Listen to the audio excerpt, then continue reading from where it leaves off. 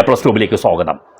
നെൽവയൽ തണ്ണീർത്തട സംരക്ഷണ നിയമവുമായി ബന്ധപ്പെട്ട് നിരവധി എപ്പിസോഡുകൾ ചെയ്തിട്ടുള്ള ഒരു ചാനലാണ് A+ട്യൂബ്. അതിൻ്റെ അപ്ഡേറ്റഡ് എപ്പിസോഡുകളും പലതും ചെയ്തിരുന്നു. ഏറ്റവും ഒടുവിൽ ഇതുമായി ബന്ധപ്പെട്ട വാർത്തകൾ എന്തൊക്കെയാണോ ഉണ്ടാകുന്നത് അതെല്ലാം അതാത് സമയങ്ങളിൽ തന്നെ ഞങ്ങൾ പങ്കുവച്ചിരുന്നു. ഇന്നും അതുപോലുള്ള ഒരു അപ്ഡേഷനാണ് ഇന്ന് പങ്കുവെക്കുന്ന ഈ വിഷയം.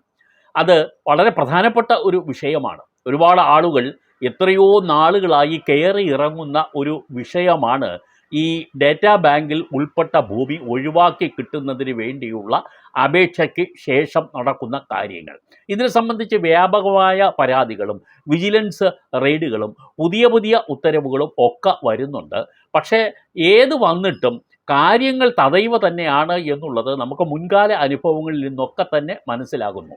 ആളുകൾ ബുദ്ധിമുട്ടുന്നു എന്നുള്ളതല്ലാതെ ഈ ബുദ്ധിമുട്ടുകൾക്കൊരു ശാശ്വത പരിഹാരം പലപ്പോഴും ഉണ്ടാകുന്നില്ല എന്നുള്ളതും ഒരു വസ്തുതയാണ്. 2-3 വർഷമായി അപേക്ഷ കൊടുത്ത് കാത്തിരിക്കുന്നവർ ഉണ്ട്. അദാലത്ത് നടന്നു. ആ അദാലത്തിൽ കുറേ ആളുകൾക്കൊക്കെ പരിഹാരം ഉണ്ടായി എന്നുള്ളത് ഒരു വസ്തുതയാണ്. പക്ഷേ ഇനിയും പലരും ക്യൂവിൽ തന്നെ നിൽക്കുകയാണ്. അതായത് ഈ കൊടുത്ത അപേക്ഷയിന്മേൽ തീർപ്പാകാതെ ഇപ്പോഴും ഓഫീസുകൾ കയറി ഇറങ്ങി നടക്കുകയാണ്. അത്തരക്കാർക്ക് ഒരു നല്ല സൂചനയായിട്ടുള്ള ഒരു തീരുമാനമാണ് ഇപ്പോൾ റവന്യൂ വകുപ്പ് അഡീഷണൽ സെക്രട്ടറിയുടെ ഒരു പുതിയ നിർദ്ദേശം വന്നിട്ടുള്ളത്. അദ്ദേഹം കൊടുത്തിരിക്കുന്ന ഒരു നിർദ്ദേശം എന്ന് പറഞ്ഞാൽ, ഇനി പ്രാദേശിക നിരീക്ഷണ സമിതിയുടെ റിപ്പോർട്ട് ഫോം നമ്പർ 5 കൊടുത്തിട്ടുള്ള ആളുകൾക്ക് വേണ്ടി വാങ്ങേണ്ടതില്ല എന്നുള്ളതാണ്. അത് എന്താണ് ഈ പ്രാദേശിക നിരീക്ഷണ സമിതി? അത് നിങ്ങൾ ആദ്യം മനസ്സിലാക്കണം. ഈ നിരീക്ഷണ സമിതിയാണ് യഥാർത്ഥത്തിൽ നെൽവയൽ തണ്ണീർത്തട സംരക്ഷണ നിയമത്തിൻ്റെ ഒന്നാമത്തെ ഒരു ഘട്ടം എന്ന് പറയുന്നത് പ്രാദേശിക നിരീക്ഷണ സമിതിയുടെ സ്പേസിൽ നിന്ന് തുടങ്ങുന്നു. അവരാണ് ആദ്യത്തെ ഘട്ടം പൂർത്തിയാക്കുന്നത്. അതായത് ഒരാൾ ഇപ്പോൾ ഫോം നമ്പർ 5 ഒരു അപേക്ഷ കൊടുക്കുന്നത് എന്തിനാണ് അപേക്ഷ കൊടുക്കുന്നത്? നെൽവയൽ തണ്ണീർത്തട സംരക്ഷണ നിയമപ്രകാരം ഉണ്ടായിട്ടുള്ള ഡേറ്റാ ബാങ്കിൽ തെറ്റായി ചേർത്തിട്ടുള്ള തങ്ങളുടെ ഭൂമി ഒഴിവാക്കി കിട്ടണം. അത് ശരിക്കും പറഞ്ഞു കഴിഞ്ഞാൽ അത് കൃഷിഭൂമിയേ അല്ല. പക്ഷേ ആ സ്ഥലം കൃഷിഭൂമിയാണെന്ന് തെറ്റായി ഡേറ്റാ ബാങ്കിൽ ഉൾപ്പെടുത്തിയിട്ടുണ്ട്. അത് ആരുടെ കുറ്റം? നമ്മുടെയൊന്നും കുറ്റമല്ല. ആ കുറ്റം ചെയ്തിരിക്കുന്നത് ബന്ധപ്പെട്ട ഉദ്യോഗസ്ഥർ തന്നെയാണ്.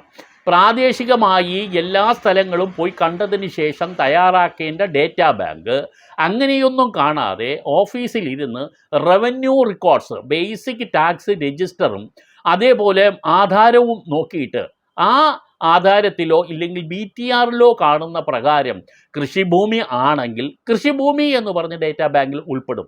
യഥാർത്ഥത്തിൽ വർഷങ്ങൾക്ക് മുമ്പ് കൃഷിഭൂമി ആയിരുന്നതാണ്. അതിനുശേഷം അത് നികത്തപ്പെട്ടിട്ടുണ്ട്. അതിനുശേഷം അവിടെ വീട് വച്ചിട്ടുണ്ട്. അവിടെ കൃഷിഭൂമിയേ അല്ല, അവിടെയോ അതിൻ്റെ പരിസരത്തോ കൃഷിഭൂമിയേ അല്ല. എങ്കിലും ഈ തെറ്റായ ധാരണയുടെ അടിസ്ഥാനത്തിൽ അതും ഡേറ്റാ ബാങ്കിൽ ഉൾപ്പെടും. അങ്ങനെ ഉൾപ്പെടുത്തിയ ഭൂമി മാറ്റുന്നതിനാണ് നമ്മൾ ഫോം നമ്പർ 5 കൊടുക്കുന്നത്. തെറ്റായ ചേരുവകകൾ, തെറ്റായ ചേർക്കലുകൾ ഒഴിവാക്കി കിട്ടുന്നതിന് വേണ്ടി കൊടുക്കുന്നു. ഇങ്ങനെ ഈ കൊടുക്കുന്ന ഫോം നമ്പർ 5 പ്രാദേശിക നിരീക്ഷണ സമിതി ആണ് അത് കാണുക, പരിശോധിക്കുക, അതിൻ്റെ തീരുമാനം എടുക്കുക. അവർ ഈ ഫോം നമ്പർ 5ൻ്റെ താഴെ തന്നെ അവർക്കൊരു റിപ്പോർട്ട് എഴുതാനുള്ളൊരു സ്പേസ് ഉണ്ട്. അതിൽ പ്രധാനപ്പെട്ട വാചകം ഇതാണ്: ഈ ഭൂമി കൃഷിഭൂമി അല്ല, ഇത് കൃഷിഭൂമിയിൽ ഉൾപ്പെടുത്തേണ്ടതല്ല, അല്ലെങ്കിൽ ആണ്. ഈ 3 കാര്യങ്ങളിൽ ഏതാണോ വരുന്നത് ആ ഭാഗം മാത്രം അവർക്ക് ടിക്ക് ചെയ്ത് കൊടുക്കാം. വേണ്ട, ഇതിപ്പോൾ കൃഷിഭൂമി ആണെങ്കിൽ കൃഷിഭൂമിയാണ് എന്ന് പറയുന്ന ഭാഗത്ത് ടിക്ക് ചെയ്യാം, കൃഷിഭൂമി അല്ല എങ്കിൽ കൃഷിഭൂമി അല്ല എന്ന ഭാഗത്ത് ടിക്ക് ചെയ്ത് കൊടുക്കാം. അതനുസരിച്ചാണ് RDO ഉത്തരവ് ഇടുന്നത്. ഈ സമിതിയിൽ പഞ്ചായത്തിൻ്റെ പ്രസിഡന്റ്, ലോക്കൽ ബോഡിയുടെ അധ്യക്ഷൻ ആരാണോ അദ്ദേഹം ഉണ്ടാകും. അതേപോലെ അഗ്രികൾച്ചർ ഓഫീസർ ഉണ്ടാവും, പിന്നീട് വില്ലേജ് ഓഫീസർ ഉണ്ടാവും, അതുപോലെ 3 കർഷക പ്രതിനിധികളും ഉണ്ടാകും. ഈ കർഷക പ്രതിനിധികൾ എന്ന് പേരിന് മാത്രമേ ഉള്ളൂ. അതൊക്കെ രാഷ്ട്രീയക്കാർ തന്നെയാണ് ഈ 3 അംഗമായി മാറുകയും ചെയ്യുന്നത്. ഈ നിരീക്ഷണ സമിതി നേരിട്ട് പരിശോധിച്ചിട്ടാണ് റിപ്പോർട്ട് വെക്കേണ്ടത്. അവർ ഒരു തീരുമാനമെടുത്ത് ആ തീരുമാനം RDOയെ അറിയിക്കുകയും RDO അതനുസരിച്ച് തീരുമാനമെടുക്കുകയും ചെയ്യും. പക്ഷേ പല നാളുകളായി ഈ പ്രാദേശിക നിരീക്ഷണ സമിതി കൂടാറുമില്ല. ഇവരാരും തന്നെ ഇത്തരത്തിലുള്ള റിപ്പോർട്ട് കൊടുക്കുന്നതിൽ ഒരു വളരെയധികം ഉത്സാഹം കാണിക്കാറുമില്ല. തദൈവയായിട്ട് തന്നെ കാര്യങ്ങൾ പൊയ്ക്കൊണ്ടിരുന്നു. കാലതാമസം വന്നുകൊണ്ടിരുന്നു. ജനങ്ങൾ ബുദ്ധിമുട്ടിക്കൊണ്ടിരുന്നു. അപ്പോൾ ഇപ്പോൾ പറയുന്നത് പ്രാദേശിക നിരീക്ഷണ സമിതിയുടെ ആവശ്യം ഈ ഫോം നമ്പർ 5 സംബന്ധിച്ച് ആവശ്യമില്ല. മറിച്ച് അഗ്രികൾച്ചർ ഓഫീസറുടെ റിപ്പോർട്ട് മാത്രം മതി. അദ്ദേഹം കൊടുക്കുന്ന റിപ്പോർട്ടിൻ്റെ അടിസ്ഥാനത്തിൽ RDOയ്ക്ക് തീരുമാനം എടുക്കാം. ഇത് ഡേറ്റാ ബാങ്കിൽ നിന്നും ഒഴിവാക്കണോ വേണ്ടയോ എന്നുള്ള ഒരു തീരുമാനം RDO എടുക്കാൻ പ്രാദേശിക നിരീക്ഷണ സമിതിയുടെ റിപ്പോർട്ട് വേണ്ട, മറിച്ച് അഗ്രികൾച്ചർ ഓഫീസറുടെ റിപ്പോർട്ട് മതി എന്നുള്ളതാണ് പുതിയ നിർദ്ദേശം. അത് ഒരു തരത്തിൽ വലിയൊരു ആശ്വാസം തന്നെയാണ്.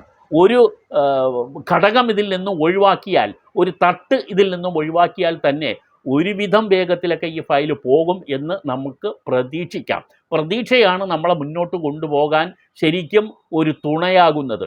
അതുകൊണ്ട് ഈ ഉത്തരവ് ഒരു തരത്തിൽ നല്ലത് എന്ന് മാത്രം നമുക്ക് പറയേണ്ടി വരുന്നു. അപ്പോൾ ഫോം നമ്പർ 5 കൊടുത്തിട്ടുള്ളവർ ഇത് മനസ്സിലാക്കുക. ഇതനുസരിച്ചിട്ടുള്ള കാര്യങ്ങൾ ഈ RDOയുടെ ഓഫീസിൽ നടക്കുന്നുണ്ടോ എന്നും നിങ്ങൾ ഫോളോ ചെയ്യണം. ഇങ്ങനെ ബന്ധപ്പെട്ട് ഇപ്പോൾ പ്രാദേശിക നിരീക്ഷണ സമിതിയുടെ കൈവശം ഉള്ള എല്ലാ ഫയലുകളും തിരിച്ച് AOക്ക് തന്നെ, അഗ്രികൾച്ചർ ഓഫീസർക്ക് തന്നെ കൊടുക്കും എന്ന് നമുക്ക് കരുതാം. അങ്ങനെ നടക്കട്ടെ എന്ന് പ്രാർത്ഥിക്കുകയും ചെയ്യാം. എന്തായാലും ഡേറ്റാ ബാങ്ക് എന്ന് പറയുന്ന കുരുക്കിൽ നിന്നും ആളുകൾ എത്രയും പെട്ടെന്ന് രക്ഷപ്പെടണേ എന്ന് തന്നെയാണ് ഞങ്ങളുടെയും പ്രാർത്ഥന. ഇതുമായി ബന്ധപ്പെട്ട അപ്ഡേഷൻ വരുന്ന മുറയ്ക്ക് ഈ ചാനലിൽ അത് ഉൾപ്പെടുത്തും.